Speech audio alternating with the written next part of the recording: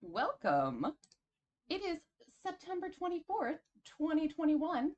I'm Sonatina, and this is Linguistics You Can Use. Today, we are going to the mailbox.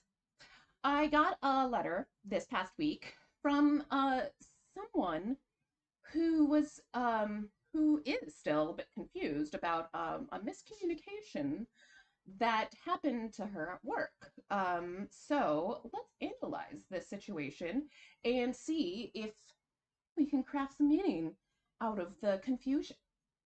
So, dear sound meaning, I have a situation I am very confused about. Someone sent me a text telling me they were on E, so they couldn't drive the carpool like they usually do. I responded by saying, if you're on ecstasy, maybe you shouldn't come to work today. She replied, saying that was a stupid thing to think, and maybe I shouldn't be a part of the carpool anymore. When she sent that, I realized I must have made a mistake and asked her what she meant, but she didn't reply. I don't even think I would have thought of ecstasy, except she talked a lot about partying outside of work. When I saw her at work that day, I asked her what that was about, and she said if I couldn't kick in for gas when she needed it, I could find another ride. I was a little shocked. That's what E meant. I've never driven, and I didn't realize that was what people here call being out of gas. I am also not from this country, so did I make a really bad mistake? Tense Greta. Tense Greta. Oh, I am sorry this happened to you. Uh, yeah, this looks like a case of assumptions interfering with the channels of communication. So let's let's break down the situation like I said we would. Okay. So assumptions interfering with communication. We are great at assuming that people communicate like us. And that's mostly because we're taught that most people do communicate like us. This is not close to reality, as if you have what is it watched this channel for any amount of time, you realize we have vastly different assumptions about what something might mean based on our personal experiences of life. So let's lay out some assumptions that happened in this scenario. So she assumed that you knew that E meant gas and that you would be happy to pay for gas when she told you she was out of it because you're a part of the carpool, and that makes sense, right? A coworker who's gonna, need a ride can chip in for gas, of course, if they're not the driver. You assumed E meant ecstasy because that's much more common in your life experiences. Uh, you are not from here, you're from a European country, and driving is not as common in Europe as it is here. So there isn't a reason that an American should assume someone would know that E meant empty, uh, especially if English isn't your first language, because uh, the reason we refer to E as empty is because on the gas tank meter, right, on the car, E is empty and F is full. So, a lot of times Americans shorten that. I'm not sure other English speaking countries do, but this is a very common term, as you have now seen in America, that people saying, oh, I'm on E generally means they're out of gas versus your more common experience, which is that somebody would be on ecstasy. And this is really obviously at the heart of so many miscommunication uh, situations, right?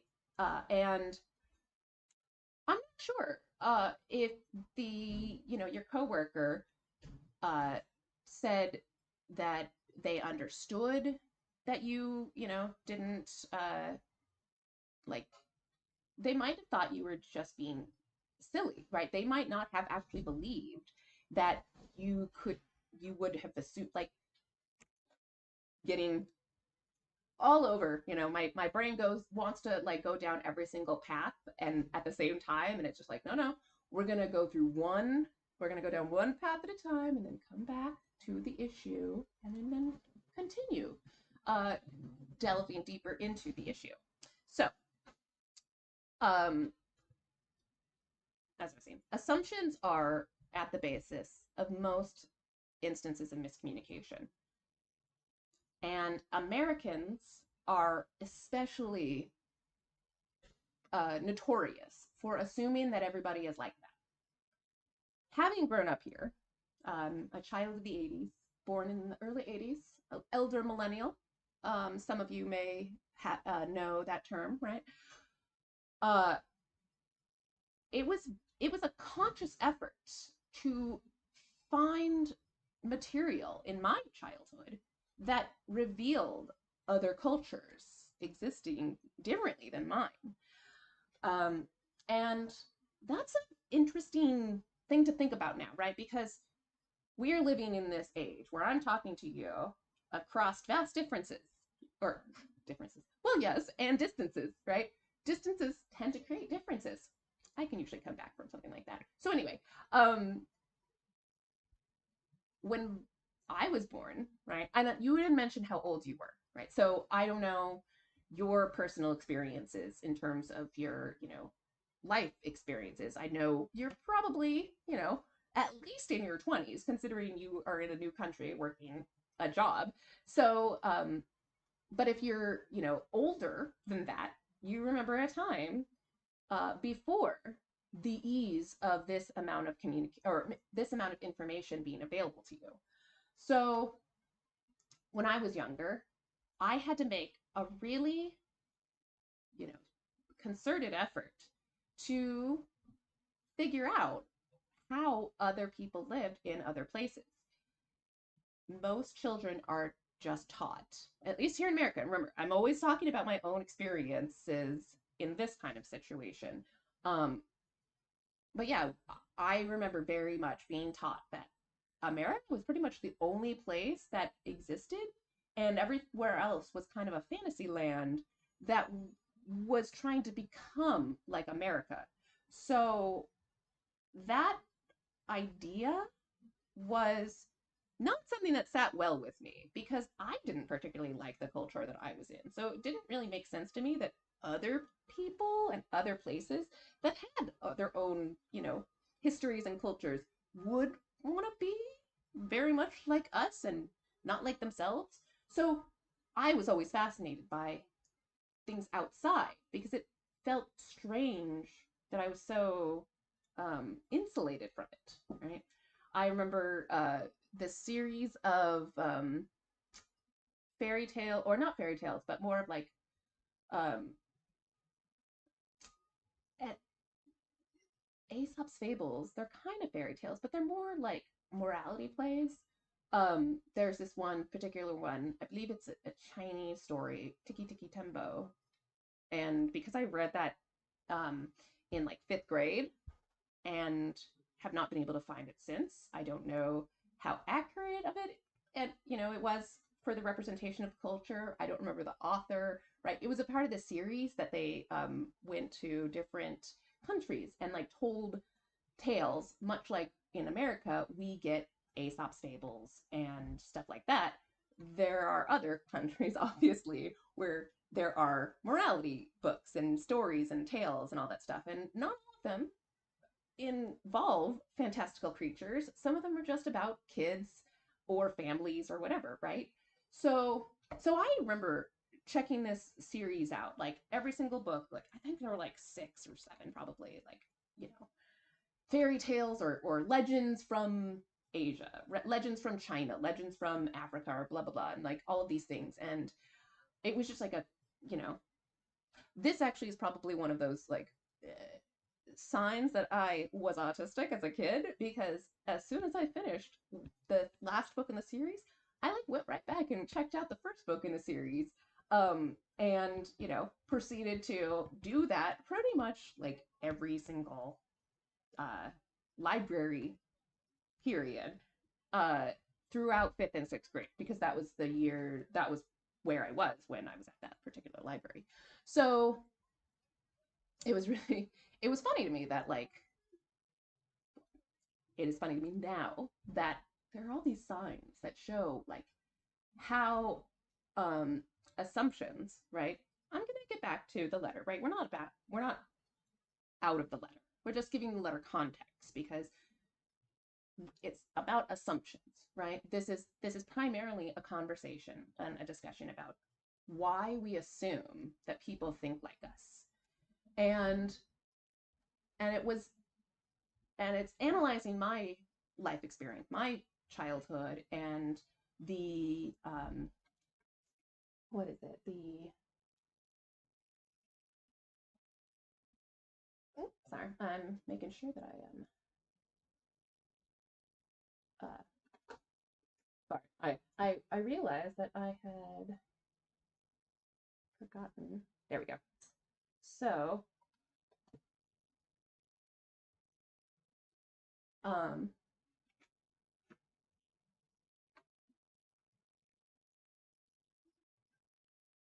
oh wow, I am just being very spacey today. Sorry. I was fiddling with some settings and I got distracted. Okay, so assumptions.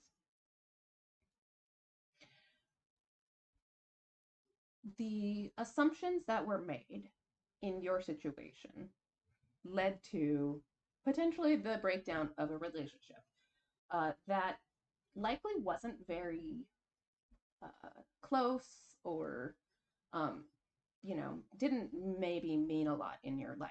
A carpool is an important thing to have when you have a job and you don't drive, so I understand that it could be important. Um, it looks like you got to work fine, and so did she. Perhaps there are other people in the carpool that you could talk to. Um, but the primary thing, and this is why I was discussing, you know, the assumptions that come out of our life and all that, is she is very much, it seems, coming from a perspective that you being here means that you know as much as she does about our culture. And it takes a little bit of effort for people to admit that they are assuming things about other people that they don't mean to. And this is one of those issues where it seems that her uh,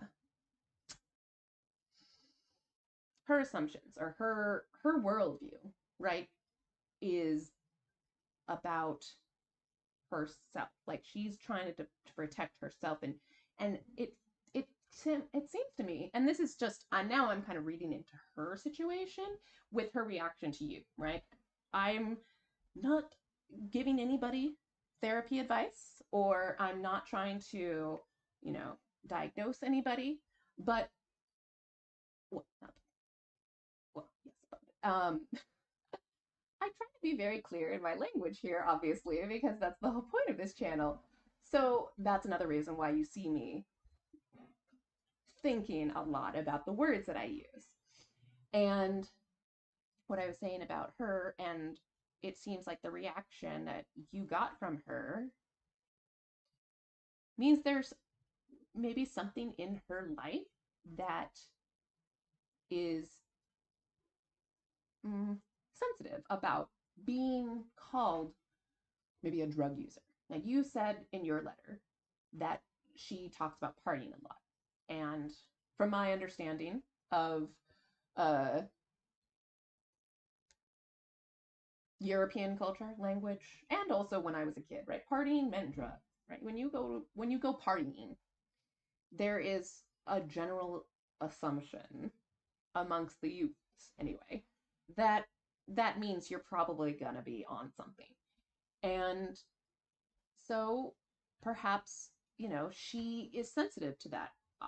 She talks about partying a lot, you say, outside of work. So there could be experiences in her past where a boss or a coworker confronted her about some of these things, and it's created a sensitive spot for her when so that when something happens and she's not right, that's nothing to do with the situation. It's not about drugs. Bringing drugs into it, me it's it makes her think of herself in a way that she might not want to be thought of. So as somebody who has now elicited that sort of frame, you're imagining, or she's imagining herself as seen by you as this like druggy addict person. Now, it's again, my experiences in Europe means that while E is not something that people should probably do for most jobs, before most jobs, or at most jobs, right? Not everybody is as conservative in their worldview. Um, People do drink before work. People smoke weed before work. People take coke before, at, and after work. And also drink and smoke and do all of these things before, during, and after work. So the idea that somebody would take E, somebody that parties on a regular basis and maybe talks about it, and ecstasy came up, right? She might even have said E in reference to ecstasy in your presence, and not the other E, empty of gas, right? So the assumptions in both of your brains, right? They're in her brain, there is no reason why anybody should ever have expected that E meant ecstasy in this context when talking about carpool to work. In her brain, that could only mean E equals empty gas tank, right? So for you to go back or to respond to her with the assumption that she is talking about E, ecstasy,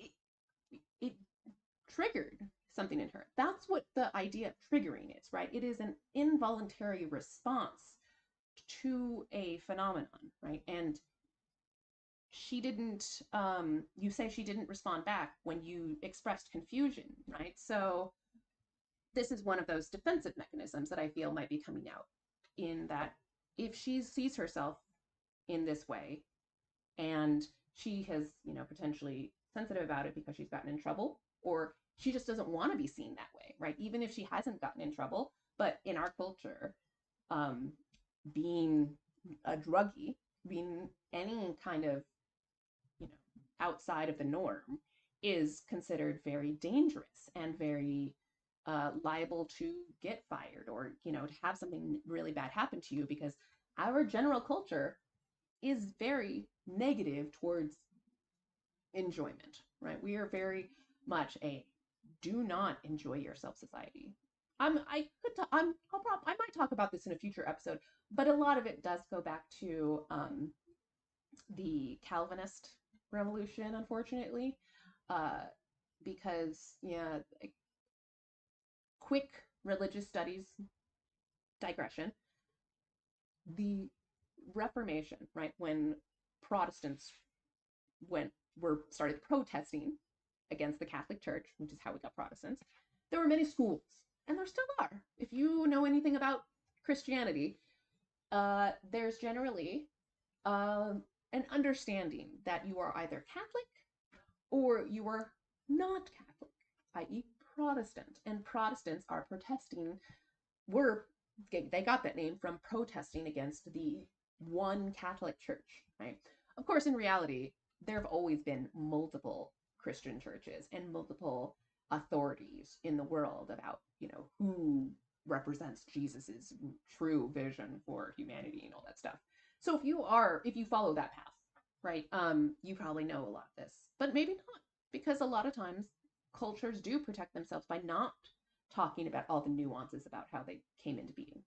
Actually, I'm going to revise my earlier thing. If you're a Christian, you probably know less about this subject because that has actually been my experience. When I bring these things up to Christians, they're very surprised by their own history. But okay, digression past. So in America, we have a very Protestant ethic of, you know, life, work, and suffer so that you can go to heaven.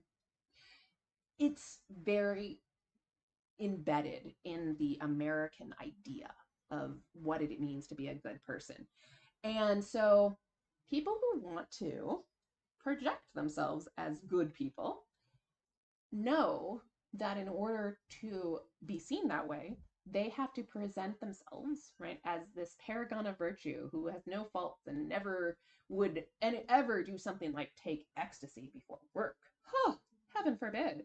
Um, but again, that's very much far from the truth. We know for a fact people do go to work high on all kinds of stuff and low on all kinds of stuff. Alcohol's a depressant, not an upper. So if you're taking alcohol before work, you're going into work pretty like, and I can understand that because a lot of jobs in our society, you really do want to numb yourself before you have to do that 8 hours of that kind of work. So your assumption was entirely valid. And here we go to the, channels of miscommunication and confusion that's creating this. I am not telling you to go to her or go to your friend to show her. I mean, you might want to show her this, but like, you don't know. Like, I'm not telling you to psychoanalyze her and give her all of this, like, your coworker stuff, but consider it when you are interacting with your American coworkers, right? It might be really beneficial to you, right? If you plan on staying here for a while. I'm not sure because your letter didn't mention if this is a temporary job, a permanent kind of job, but it really can be helpful, right? To uh, learn how the American mindset kind of grows and became what it is. There's a lot of difference between what um, people outside of the United States think about how we are and how we actually are. I think a lot of, well, again, I actually don't know a lot of what other people or what other cultures and societies think about the United States because it's varied based on the individual's experience. Um, if I'm going to go to England, if I'm going to go to East London and hang out, the people in East London, and okay, I'm actually doing this from, a media standpoint. I actually don't know London very well, but I've watched a lot of Call the Midwife, and I'm pretty sure that they are in East London. So that's the area I'm thinking about. So anyway, but like a lot of people who don't have personal experience with foreign cultures. And like I said, I don't know quite what the current, London neighborhood is that of people who don't travel or don't really pay attention as much to the outside world. In Called Midwife, it was, East London. It was pretty. I feel like there was a name. I don't know how many times I've seen that series, and for some reason the neighborhood is failing my brain right now. Not important. What I was trying to get to was that somebody who lives in a neighborhood where there's not a lot of exposure to the outside world. And I mean that in terms of, you know, people interacting on a day-to-day basis, not necessarily, merchant marines who are going around the world and then coming back with stories about you don't know what's true or not. So somebody in a very, isolated place might not have the most nuanced view of another country.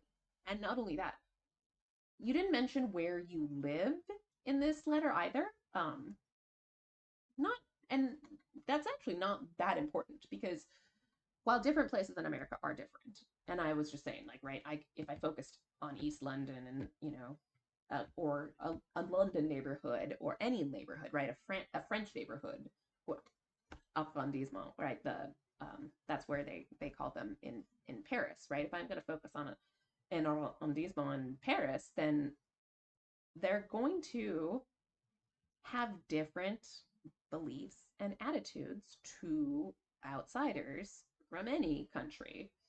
And that goes for the people in the United States too. Different places in our country have more of an awareness of the outside world and build that awareness of the outside world.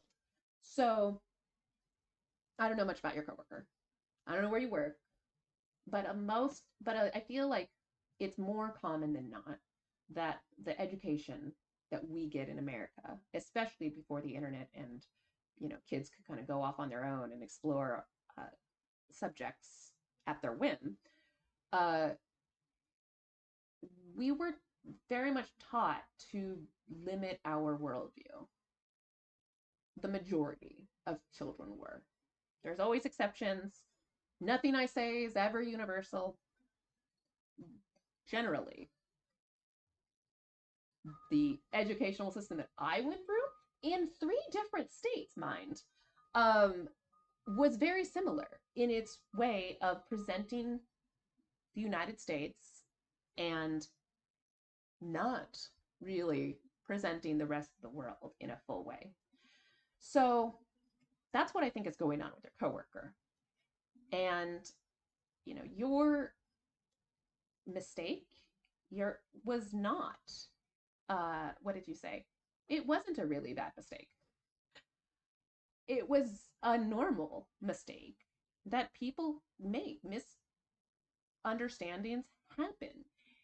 And for somebody to act like your coworker and assume that you are not being genuine in your confusion about what a letter means in a different language, in a different culture, that's silly. That I feel is very rude on her part, right? So, yeah, this was obviously, like I said, a situation of miscommunication. And that happens. And I do hope that this, exploration of why people tend to assume is helpful.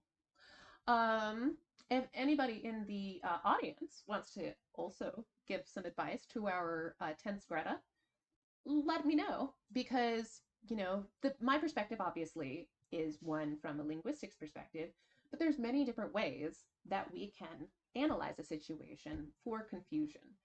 And that's one of the main things I like about this, discussion that I get to have with you every week is we get to figure out or we get to explore the very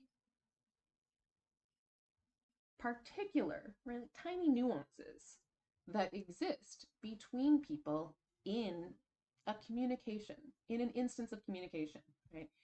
And that's what it is. I'm as prone to this as almost anybody, but there's something in our brains that takes the last moment we had with somebody as more valid than any experiences we've had before that moment, right?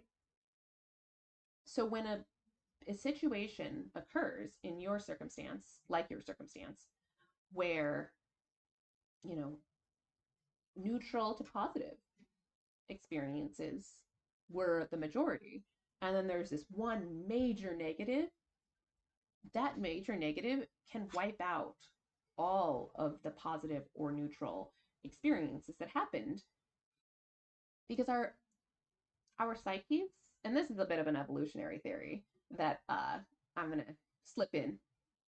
We are prone. We are biologically focused on danger, right? We want to make sure that we aren't putting ourselves in a situation where we could potentially get hurt or killed. So when we feel that negativity, our bodies react as if we are in physical danger a lot of times. And that overwhelms so much of what, our conscious brain really actually wants to be, like what it wants to think, what it wants to process, how it wants to process, and all that. So I mean, I'm not sure if you really want to have more than a coworker relationship with this person. Maybe you just went back in the carpool because it was convenient, right? But I would say approaching your coworker and saying, "Hey, look, right? I am not from, I am from this place. This is what my mind was going through." If you try and present it from your perspective, don't, maybe don't psychoanalyze her the way that I was psychoanalyzing her. That's what I was trying to caution you against, my tense Greta. So, but yeah, if you go to her and you explain it more in this sense, right? It's a linguistics miscommunication. When somebody can put their emotions aside, when they have an out, that's what we call it. When people have an out from, being thought of negatively, they'll probably take it, right?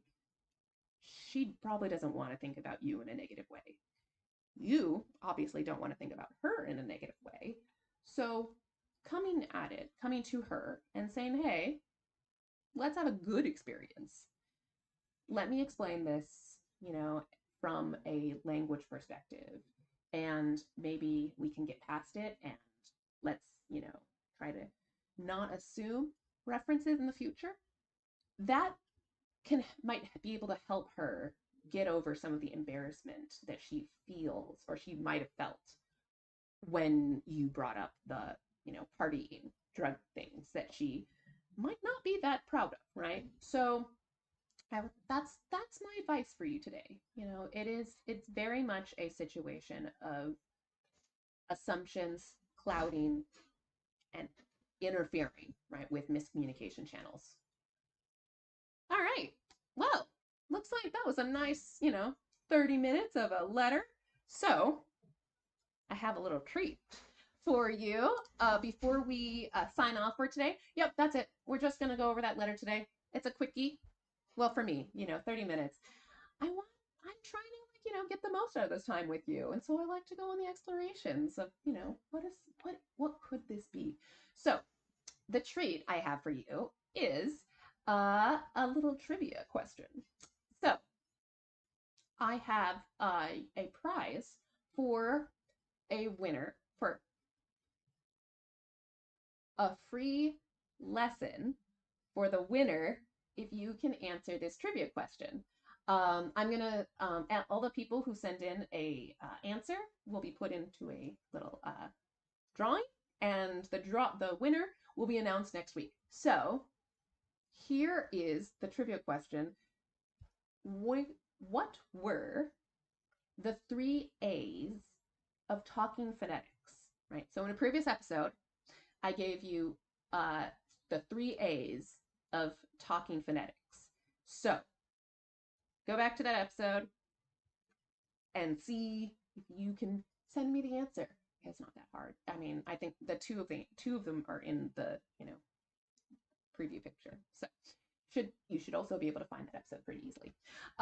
Thank you once again for joining me for this week's episode on linguistics and language.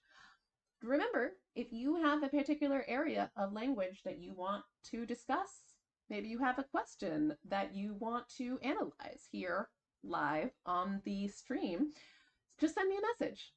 contact@craftingsoundmeaning.com. The address is also in the description box. And yeah, I look forward to getting some answers about what the 3 A's of talking phonetics is. So that's all the linguistics you can use for this week. I hope that this assumption abolishing conversation helps you get out there and have fun crafting sound meaning.